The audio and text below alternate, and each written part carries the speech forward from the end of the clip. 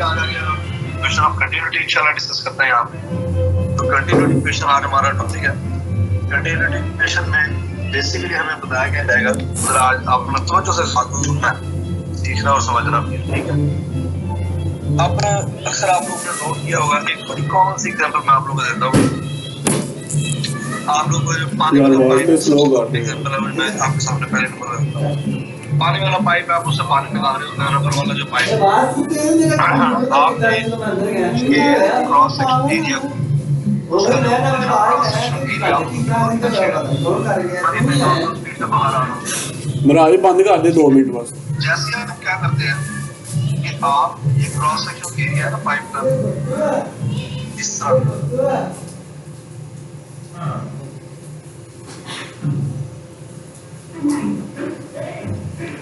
इसमें पानी यहाँ पे नॉर्मल स्पीड से बाहर आ रहा है, ठीक है। ये एरिया है हमारे पास, ये और बी इसकी स्पीड है। आप क्या करते हैं, आप अचानक ना इसका एरिया ऑफ फ्लो स्क्वीज कर देते हैं, जैसा दबा देते हैं उसको, तो इसमें से आप नोट करते हैं कि पानी बहुत दूर तक जाने लगे, रेट भी बढ़ जाती है, स्पीड भी बढ़ जाती है। आप जैसे एरिया डिक्रीज करते हो, स्पीड ऑफ द फ्लूइड वहां से क्या हो जाती है, इंक्रीज हो जाती है। होती है कि नहीं होती?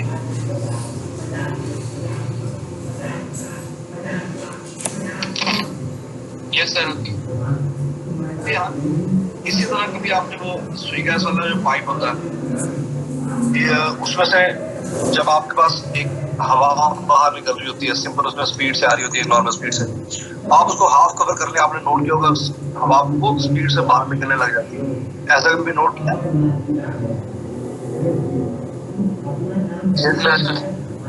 चलो ये इससे एग्जांपल भी मेरे पास आपने आती है। दूसरा, आप लोग का टैप वाटर है, ये आप लोग के पास सिंपल सी टैप है। आप लोगों ने नोट किया यहाँ पे एरिया ज्यादा होता है, पानी से फ्लो करके जैसे जैसे नीचे आ रहा होता है, तो पानी का एरिया ऑफ क्रॉस सेक्शन यहाँ पे क्या होता जा रहा होता है, कम होता जा रहा होता है और स्पीड बढ़ती जा रही होती है। तो यहाँ पे एरिया ऑफ क्रॉस सेक्शन ज्यादा होता है, स्पीड कम होती है। आगे जाके आपके पास स्पीड ज्यादा रहती है और एरिया ऑफ क्रॉस सेक्शन क्या हो जाता है, कम हो जाता है। ऐसा है या नहीं है?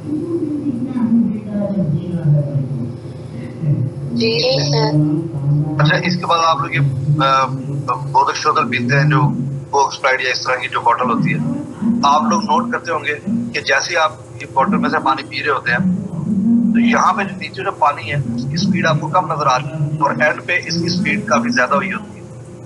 यहाँ पे एरिया कम होता है, स्पीड ज्यादा हो जाती है, और यहाँ पे एरिया ज्यादा होता है, स्पीड क्या होती है, बेसिकली कम होती है।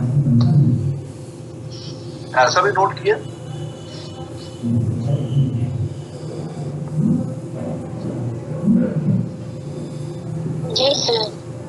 अच्छा, इसके अलावा आप कई एग्जांपल ऐसे देखेंगे जहां पे आप फ्लूइड फ्लो का एरिया कम करते हैं तो स्पीड क्या हो जाती है, ज्यादा। एरिया ज्यादा होता है तो स्पीड क्या होती है, कम होती है। तो इक्वेशन ऑफ कंटिन्यूटी बेसिकली दो चीजों को रिलेट कर रही है। एक हमारे पास area of cross section, area of cross section, cross section किसका एरिया, जिस पाइप में से फ्लूइड गुजर रहा होगा या फ्लूइड जिस जगह से गुजर रहा है, एरिया ऑफ क्रॉस सेक्शन आप लोग ले लें। दूसरी बात स्पीड ऑफ द फ्लूइड। तो इन दो चीजों का डायरेक्ट आपको मिलेगा इक्वेशन ऑफ कंटिन्यूटी के अंदर, एरिया ऑफ क्रॉस सेक्शन का और स्पीड ऑफ द फ्लूइड का। और फिर उसके बाद दोनों ये मिलके आपके पास बताएंगे वॉल्यूम फ्लो रेट।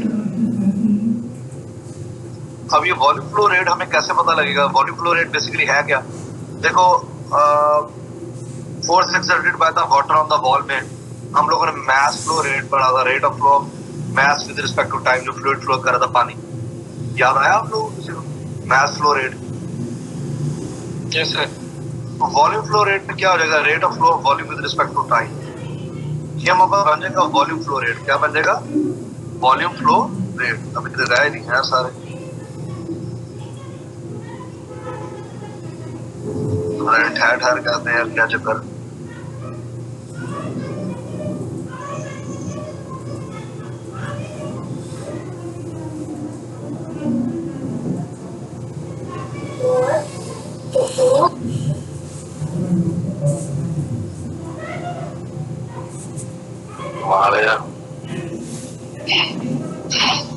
समझ। तो ये तीन चीजें यहाँ पे जो है ना वो हमें आज के टॉपिक में इंशाल्लाह देखने को मिलेंगी। एक हमारे पास एरिया ऑफ क्रॉस सेक्शन और स्पीड का ताल्लुक, और फिर इस पूरी चीज का वॉल्यूम फ्लो रेट के साथ क्या रिलेशन है ये आज हम देखेंगे। तो इक्वेशन ऑफ कंटिन्यूटी बेसिकली क्या है हमारे पास? It is on the basis of law of conservation of mass. तो याद रखिएगा इक्वेशन ऑफ कंटिन्यूटी बनाई गई है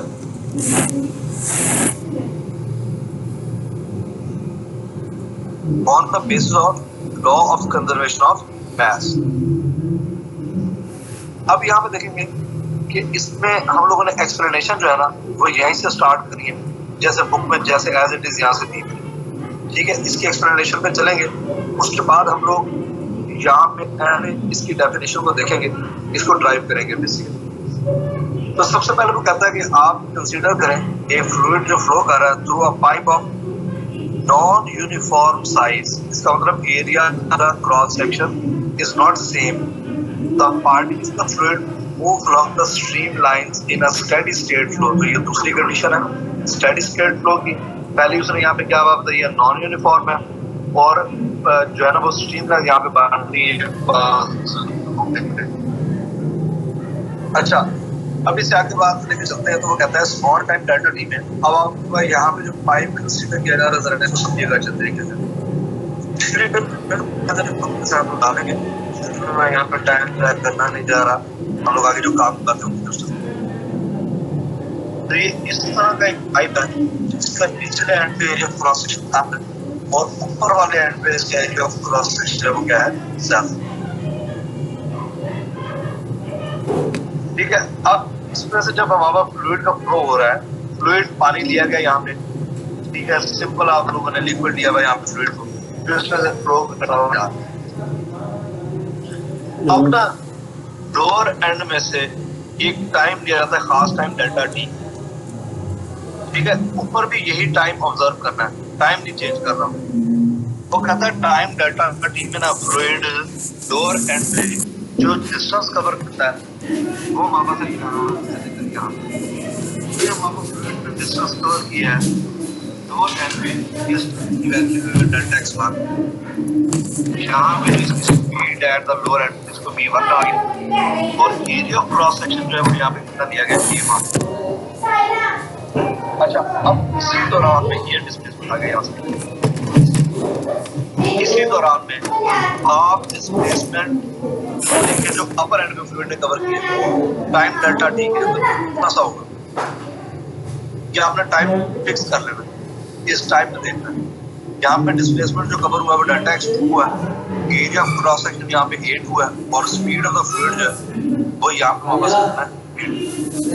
अब इन दोनों का कंपैरिजन करना जरा तवज्जो से देखना। नीचे वाले एंड पे आपको नजर आ रहा है कि डिस्प्लेसमेंट ज्यादा कवर हुआ है, ऊपर वाले एंड पे आपको नजर आ रहा होगा कि फ्लूइड है कम डिस्प्लेसमेंट कवर किया। ठीक है,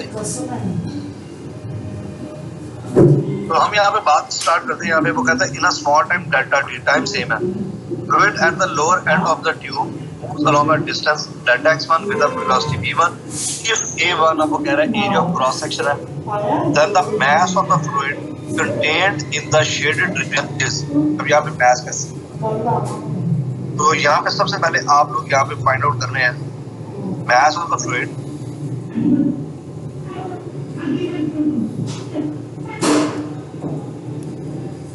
at lower end temperature।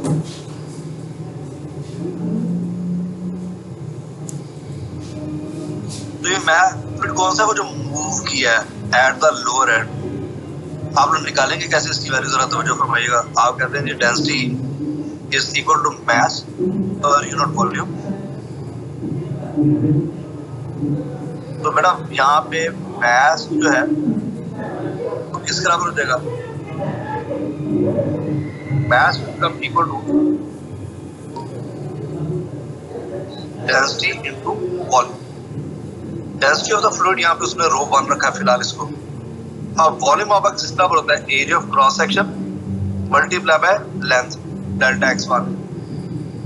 ठीक है, ये देखो ये हमारे पास आया डेल्टा m1, इसको डेल्टा m1 के यहाँ पे आप लिखते हैं, बल्कि पहले तो हम रिलेशन बना दें जनरल, फिर उसके बाद ये m का रिलेशन आ गया। तो यहाँ पे सो हम बता देंगे delta m1 which is a mass at the lower end, this is equal to density 1 into volume 1, rho 1 इस सिंबल का नाम है, वॉल्यूम हमारे पास यहाँ पे आ जाएगा area of cross section multiply by its length, that is delta x1।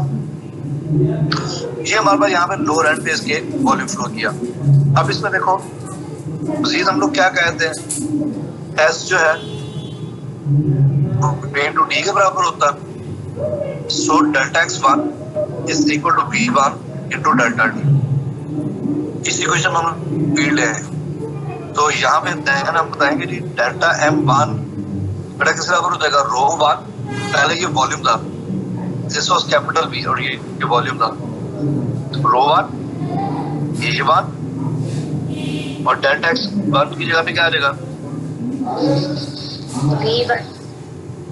V1 into delta t.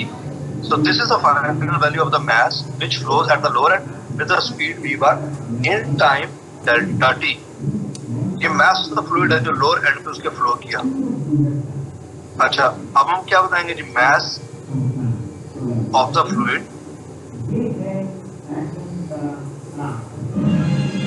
flowing at upper end।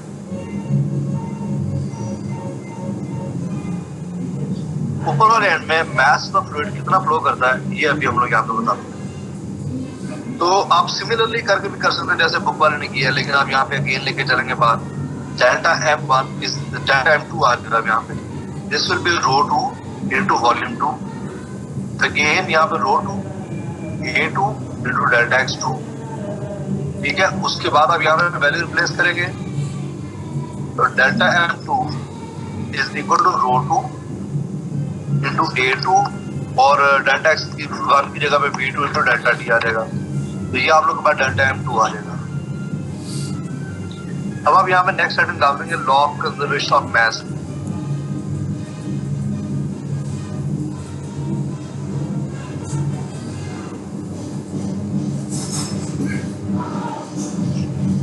अब law of conservation of mass कैसे ऐड करना है इसमें, यहाँ पे देखना, वो कहता है if the fluid is incompressible, पहली कंडीशन फ्लूइड को क्या होना चाहिए, इनकम्प्रेसिबल, ऐसे लिखना है यहाँ पे, इधर हेडिंग डालनी है ये वाली, समझ रहे हैं साथ साथ। And the fluid study the mass of the fluid is conserved, उसने खुद ही कह दिया मास ऑफ द फ्लूइड क्या रहेगा, कंजर्व रहेगा। क्यों, क्योंकि नीचे वाले एंड पे एरिया पतला है, कम है, अपर एंड पे एरिया ज्यादा है, स्टेडी फ्लो है। स्टेडी फ्लो का मतलब क्या है कि आपका स्ट्रीमलाइन बन रही है, जहाँ पे एरिया करीब है, जहाँ पे एरिया छोटा है वहाँ पे स्ट्रीमलाइन करीब करीब होती है, और जहाँ पे एरिया बड़ा वहाँ पे स्ट्रीमलाइन ना थोड़ी दूर दूर हो जाती है। लेकिन फ्लो स्टडी और फ्लूइड इनकम्प्रेसिबल है, तो वो कहते हैं निचले एंड में जितना मास, जो मास वॉल्यूम कवर करेगा, अपर एंड में उतना ही वॉल्यूम कवर करेगा वो मास, समझ आई बात। लोअर एंड पे मास ने जितना वॉल्यूम कवर किया हुआ अपर एंड में उतना ही वॉल्यूम वो मास कवर करेगा। मुझे एक बात है, आप लोग एक बड़ा ग्लास लेते हैं, आप उसमें पानी लेते हैं, पानी की वैल्यू इतनी है इस वक्त, मतलब लेवल इतना, आप ये एक छोटा सा कप लें और उसमें ये पानी डाल दें तो ये कप भर जाता है। यहाँ पर मुझे बताएं क्या पानी की वैल्यू बढ़ जाती है? No sir, no. अच्छा, ऐसे ही है ना। अब वही फ्लूइड जो लोअर एंड में फ्लो किया है, वही फ्लूइड अपर एंड में इतना डिस्प्लेसमेंट कवर करेगा उतना ही टाइम, इसको आप यूं भी कह सकते हैं। तो हाँ पर होगा ये कि आपके पास नीचे वाले एंड में थोड़ी सी ज्यादा डिस्प्लेसमेंट कवर करेगा थोड़ी ज्यादा स्पीड के साथ, ऊपर वाले एंड पे वो थोड़ा कम डिस्प्लेसमेंट कवर करेगा थोड़ी कम स्पीड के साथ, लेकिन वॉल्यूम ऊपर और नीचे, मास ऊपर और नीचे दोनों एंड्स पे वो तो कंजर्व ही है, टाइम तो वही रखा हम लोगों ने। ये वो कहता है यहाँ पे असल मेन बात है। तो यही एक कहानी है यहाँ पे जो समझने वाली थी, इसको अच्छी तरह देख लो। तो वो कहता है मास कंजर्व क्यों रह रहा है, क्योंकि एक तो इनकम्प्रेसिबल है और फ्लो स्टडी है। अगर आप उसी मास को ज्यादा पतले एरिया में से गुजारेंगे तो वो जरा तेजी से गुजर जाएगा और थोड़ी लंबी लेंथ कवर कर लेगा, यूं भी कह सकते हैं। सेम मास को आप बड़े एरिया में से गुजारोगे तो वो कम डिस्टेंस कवर करेगा, जाहिर सी बात है। जैसे मैंने ये वाली आपको एग्जांपल, वो कम डिस्टेंस कवर करेगा, यहाँ पे कम हाइट कवर की थी उसने, मतलब कम हाइट ऑक्यूपाई की थी, वहां पे वो कम एरिया ऑक्यूपाई करेगा, थोड़ा स्लो स्पीड से गुजर जाएगा, लेकिन फ्लो स्टडी रहेगा, मास कंजर्व रहेगा। तो उसका मतलब क्या है? That is the mass that flows into the bottom of the pipe through A1 in a temperature must be equal to the mass of the liquid that flows out through A2 in the same time। इसलिए हम कहते हैं यहाँ पे कि mass conserve रहता है। mass क्या रहता है? conserve रहता है। अब यहाँ पे आप देखो लॉ ऑफ कंजर्वेशन ऑफ मास में थ्योरी वहां से ऐड करेंगे। यहाँ पे आप लिखेंगे delta M1 is equal to delta M2। Delta M1 की वैल्यू कितनी है? ρ1 A1 B1 into delta T, और यहाँ पे कितनी है? ρ2 A2 B2 into delta T। Delta T से डेल्टा T क्या हो जाएगा? कैंसिल हो जाएगा। और यहाँ पे आप एक और बात बताएंगे जी, ρ1 A1 B1 बचेगा, और यहाँ पे ρ2 A2 B2 बचेगा। खुद ही कह चुके हम लोग कि डेंसिटी ऑफ द फ्लूइड, एक तो वो सेम पानी है, डेंसिटी रिमेन्स कांस्टेंट। यहाँ पे आपका फ्लूइड इनकम्प्रेसिबल है। डेंसिटी क्यों कांस्टेंट रह रही है? क्योंकि पहले ही कह दिया फ्लूइड क्या है? इनकम्प्रेसिबल है। कंप्रेसिबल होता तो फिर काम खराब हो जाता। यहाँ पे इनकम्प्रेसिबल है, ये दोनों तरफ आप लोग के पास ये कैंसिल हो जाएगा। तो क्या बचेगा? A1 B1 is equal to A2 B2, और यहाँ पे आपका ρ1 और यहाँ पे आपका ρ2, ये दोनों ये आ जाएंगे कैंसिल। तो A1 B1 is equal to A2 B2। It means that कि हमारे पास जो है वो area of cross sectional speed का जो प्रोडक्ट है that will remain constant. This product will remain. अब इसका मतलब क्या हुआ कि जहाँ पे एरिया ज्यादा था, आप ऑब्वियसली बात है स्पीड क्या होगी कम, और जहाँ पे एरिया कम है वहां पे लाजमी बात है स्पीड क्या होगी। बात समझ आई?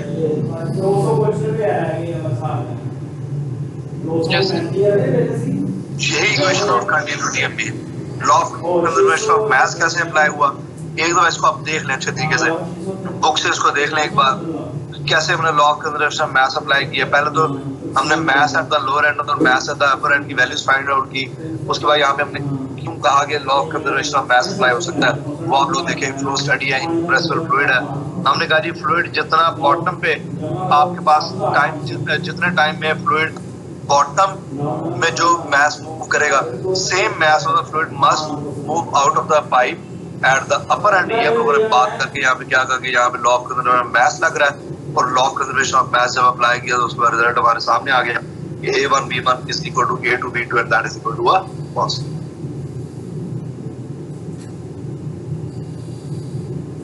हाँ जी, क्लियर? स्ट्रीमलाइन मोशन हो रही है बेटा। Smooth flow, steady state flow का मतलब ही क्या है? स्ट्रीमलाइन फ्लो है यार। अब पिछली बात ना बहुत अच्छी तरीके से बेटा समझ लिया। टॉपिक पढ़ा था ना, उसके अंदर फ्लूइड फ्लो के अंदर जब हमने स्ट्रीमलाइन पढ़ा था तब आपने बताया था कि स्ट्रीमलाइन के लिए स्ट्रेट लाइन में पार्टिकल को मूव करना चाहिए। सर यहाँ पर तो वो ऊपर से नीचे आ रहा है। तो यार स्ट्रेट लाइन का मतलब ये नहीं होता कि हॉरिजॉन्टल स्ट्रेट पाथ हो। स्ट्रेट लाइन का मतलब है कि लाइंस मिक्स ना हो और उनके दरमियान में डिस्टेंस चेंज ना हो। मैंने ये भी बताया था कि lines should be parallel and distance between them does not change. बाकी सेम पाथ की बात किया करें, सेम पाथ। हॉरिजॉन्टल लाइन नहीं कहते, सेम लाइन कह देते हैं। लाइन आपका कर्व भी हो सकती है। स्ट्रेट लाइन का मतलब होता है बिल्कुल सीधी लाइन। ठीक है, तो आपके पास जो गुलाइयां नहीं बन रही यहाँ पे जो स्ट्रीम लाइन आप लोग बनेगी ना, वो कुछ इस तरीके से बनेगी। यहाँ पे जरा करीब करीब होंगी, जाएंगी यूं ही, यहाँ पे जाके आगे जाके थोड़ा सा दूर हो जाएंगी। बस बात सेम ना लगी, मिक्स ना हो। उनके दरमियान में एक जगह पे रह के देखें तो डिस्टेंस एक जैसा होना चाहिए। चाहे इस पॉइंट पे देखें चाहे इस पॉइंट पे देखें, इनके दरमियान में डिस्टेंस सेम होना चाहिए आपस में। ये इसके अंदर मेन पॉइंट्स।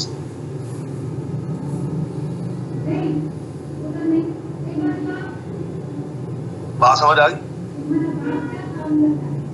Yes sir. हाँ, हॉरिजॉन्टल यहाँ ना पे नीचे वाले पार्ट पर स्ट्रीमलाइन होगा और ऊपर वाले पार्ट पे अलग से स्ट्रीमलाइन होगा, क्योंकि वहाँ पर थोड़ा डिस्टेंस पर ये स्ट्रीमलाइन देखो ना। हाँ, यहाँ स्ट्रीमलाइन तो अलग है। ये देखो यहाँ पे इस पॉइंट पे इस पॉइंट मैंने बताया नहीं था कि यहाँ पे बेशक क्लोज हो गई है, एक दूसरे के करीब करीब आ गई है, लेकिन इस पॉइंट पे रह के देखें सबके दरमियान में डिस्टेंस जो है वो क्या रहेगा? सेम। और यहाँ पे भले दूर दूर हो गई है, ठीक है, लेकिन सबके दरमियान में डिस्टेंस अभी भी क्या रहेगा? सेम रहेगा।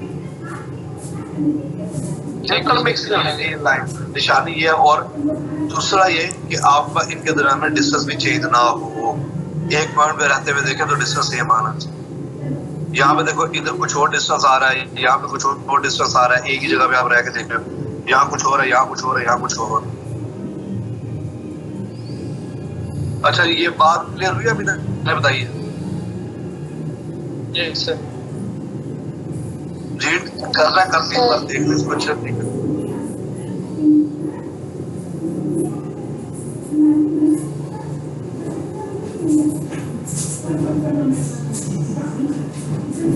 अब यहाँ से बढ़ा देता हूँ, ये law conservation of mass equation और कंटिन्यूटी वाली, अब इसके स्टेटमेंट की बात करेंगे, उससे पहले एक और चीज देखेंगे, उसको हम कह रहे हैं volume flow rate.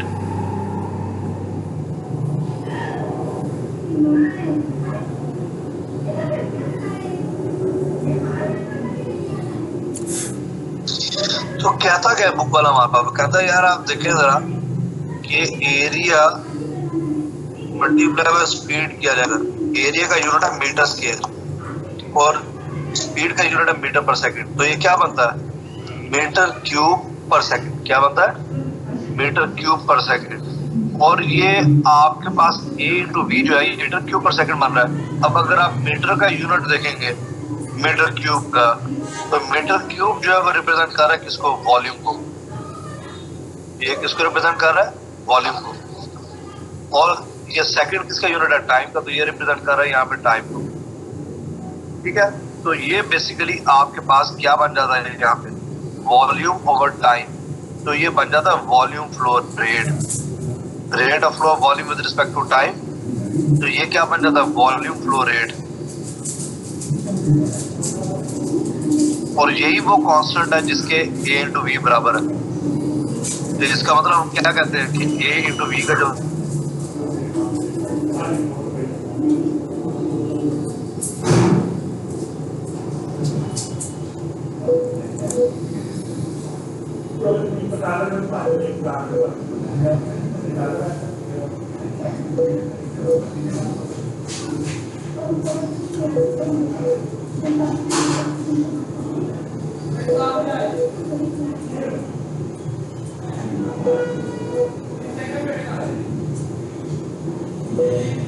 Miraj net चला गया या मिराज नेट चला गया या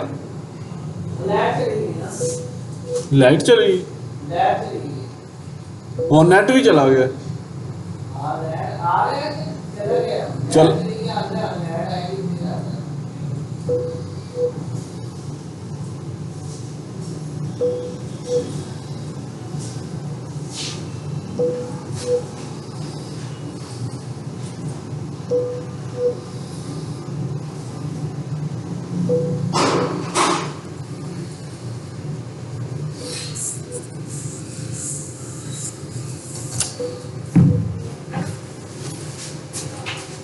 ठीक आ गया तरीका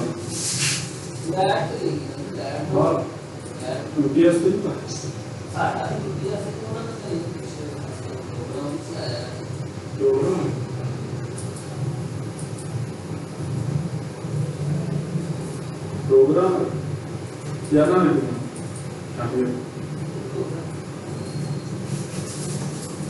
होगा भी ना।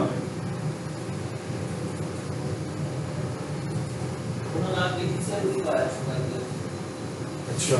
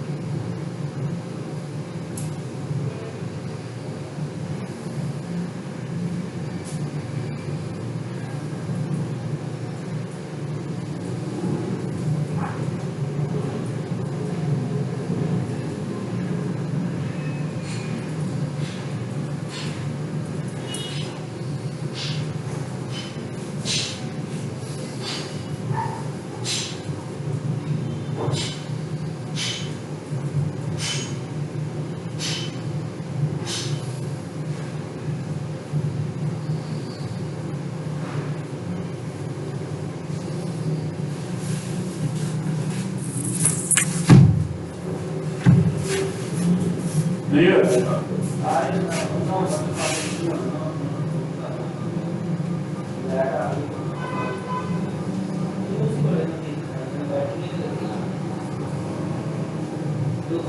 पैसे पीछे का पता होता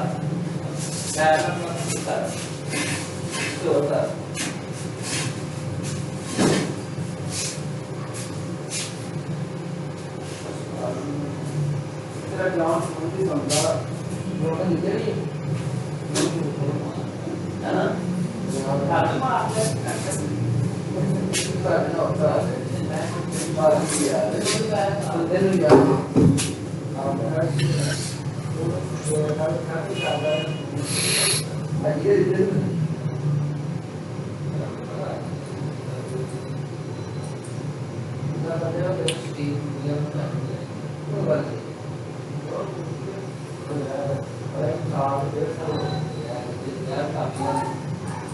तो आपने भी दिया कर दो नहीं वो मैं भी नहीं तो मैं बात कर शायद तो अल्लाह के नाम में मैं ले तो आपने मुझे को कितना हुआ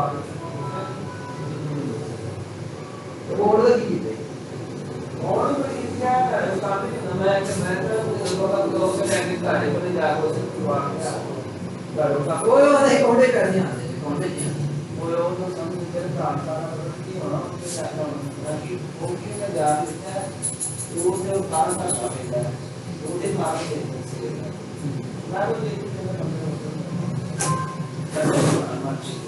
आया ही नहीं हो नेट आना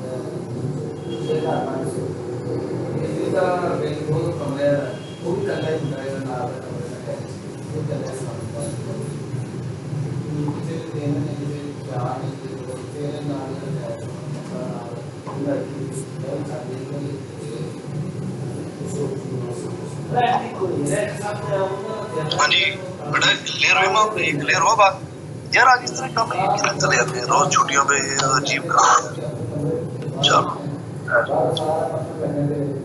अमेज़न में ये और भी बहुत सारे बच्चे हैं यहाँ पे जो हमारे गायब अच्छा खैर जी बेटा ये समझ आया आप सब क्लियर हुई बात तो आज पढ़ाई अभी तक जी सर ठीक है ना आप लोगों ने इसकी एग्जांपल्स ढूंढनी है अच्छी तरह ठीक है इसके नेट पे भी आप देखिएगा कि क्वेश्चन ऑफ कंटिन्यूटी आपको कहाँ पे अप्लाई हो रही है बड़ी इंटरेस्टिंग इन्फॉर्मेशन आप लोगों को मिलेगी ये यार इसके स्क्रीनशॉट ले लो थोड़े से क्योंकि थ्योरी तो आप लोग की बुक में से ऐसे आ रही ये तो खैर स्टार्ट वाले तो अहमियत की बात है यहाँ से नोट कर ये भी बुक वाली डायग्राम ये करनी है तो स्क्रीनशॉट हमें डिस्टेंस का कैसे पता चलेगा कि कितना डिस्टेंस जो है पानी इधर कवर किया और उतना ही डिस्टेंस उधर कवर किया डिस्टेंस डिफरेंट है ये हमने नहीं फैसला किया ये हमने सिर्फ टाइम नोट किया 1 सेकंड में नीचे देखा और 1 सेकंड के लिए ऊपर वाले एंड में देखा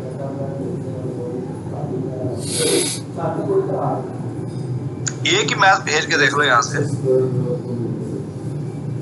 एक ही मैच 1 किलो तो यहाँ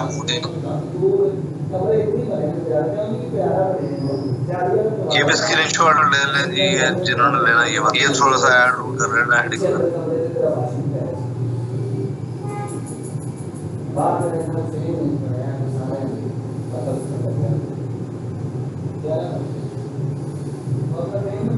सर इसकी जो थ्योरी है वो सारी बुक से करनी है। हाँ जी, वो ना थ्योरी बुक से करनी है। सर ये भी लॉन्ग है।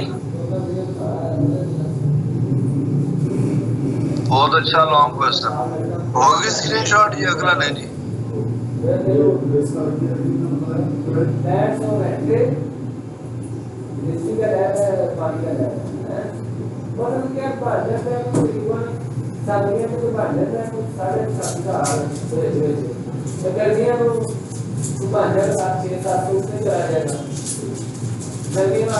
ये भी लेना है।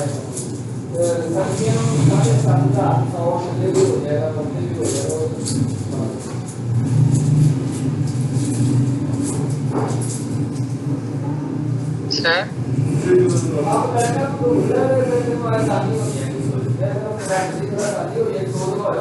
सर ये एक एमसीक्यू है किड्स वाला, ये पूछ लूं?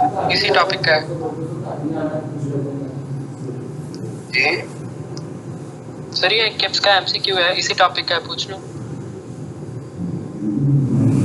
हाँ जी पूछें जल्दी। सर इसकी स्टेटमेंट है the radius of two ends of a pipe is in the ratio of 2:3, then the speed of the fluid at two ends is in the ratio of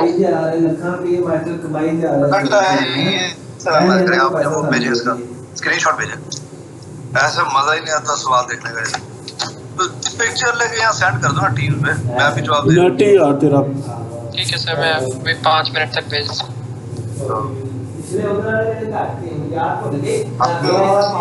पूछ रहा हूँ।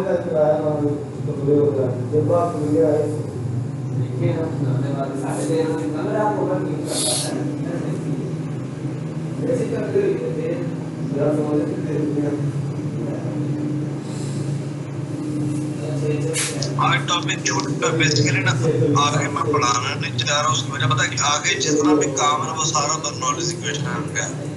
तो आगे थोड़ा टॉप मैं पढ़ा नहीं सकता और नॉलेज इक्वेशन अभी मैं छेड़ना नहीं चाह रहा। आज आप अच्छी तरह इसको रन करा लें, याद कर लें, स्टेज में बिठा लें। इस टॉपिक को कल वाला टॉपिक आपको इसकी डायग्राम, इसकी डेरिवेशन और इसका रिजल्ट अच्छी तरह से करना है, अच्छी तरह। लास्ट में जो मैंने आपको रिलेशन बताया वो बड़ा इंपॉर्टेंट है। थोड़ा इसकी डिपेंडेंस की बात कर लेते हैं थोड़ी सी।